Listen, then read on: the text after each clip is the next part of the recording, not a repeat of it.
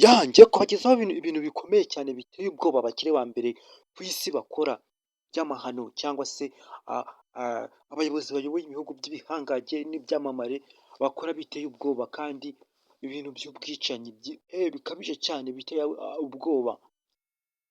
Ikaze ndi umugaragu w'ibyegeranyo n'amakuru pero ngiye kubagezaho amakuru arambuye bimwe mu bintu biteye ubwoba. Epstein Files ni umugabo wamenyekanye cyane akaba afite ikigo cye bwite cyihariye, akaba ari maneko wa Israel, akaba yarakoresheje abakire bose bo mu isi n'ibyamamare bikomeye. Muri icyo kigo cye akaba yarakigize VIP, akazajya yandikira abakire ashaka n'abantu bayoboye ibihugu bikomeye, akabatega amakamera kuri icyo kigo, akazanayo abakobwa, utwana dutoya tw'udutineja, noneho abo bakire bakadusangayo yabateze amakamera, akaba yarabitse amafoto, yarabafotoye amafoto rwihishwa, ari maneko wa Israel.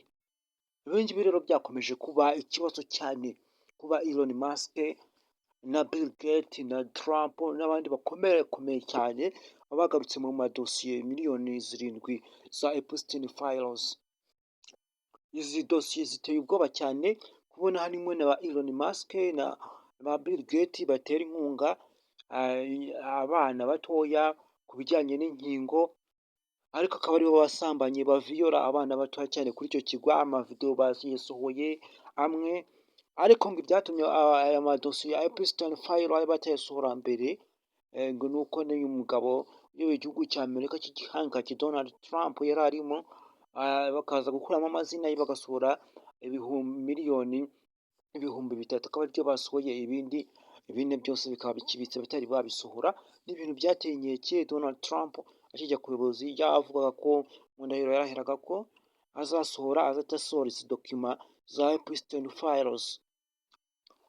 Epstein Files ahantu byakomeje kumenyekana cyane ni uko umukire Bill Gates yaje guhurayo n'akarusiya k'agakobwa bazanye k'agatineja kamwanduza indwara, noneho akaza kwandikira kuri email Epstein Files nk'umuntu wari wamuhuje n'agatineja. Kandi niba ushaka kwemera ukora subscribe, comment, ukifuza n'ibitekerezo n'ingenzi.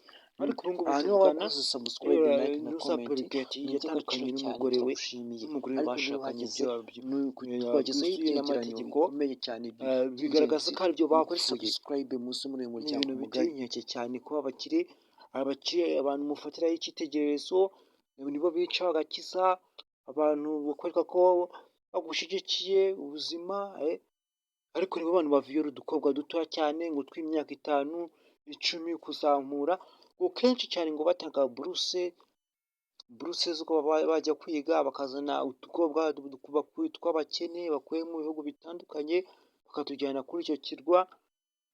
Ni ibintu biteye ubwoba.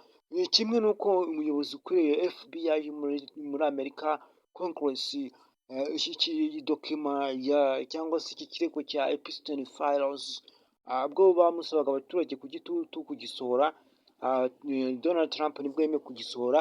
Noneho uyu mugabo wamaze kukibona asanzemo amazina ya Trump, noneho ahita agisubika. None bari kumubaza ibibazo byinshi bamubaza ati ese kuki mutabisohoye, kuki ikirego mutacyitayeho? Akavuga ati ndi kwita ku mutekano w'abanyagihugu no kurwanya abanywa ibiyobyabwenge, nta mwanya nigeze mbibonera, icyo kintu ndi kwitaho uyu munota. Epstein Files nababwiye ko ari maneko wa Israel.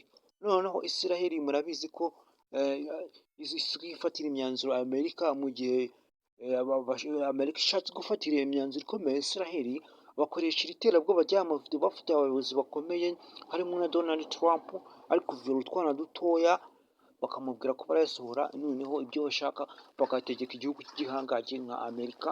Niko Israel nayo iyoboye ibi bihugu by'ibihangange n'aba bakire bose. Bigaragaza ko uyu nguyu Elon Musk impamvu yatumye yashizemo akarusho kugira ngo babisohore, ni uko atigeze ajya kuri iki kigo cya Epstein Files. Iki kigo cy'uyu mugabo ni uko yamwandikiraga akamwanga, abona ko nta nyungu yabafitiye Elon Musk, ko nta nyungu yamukuramo, niyo mpamvu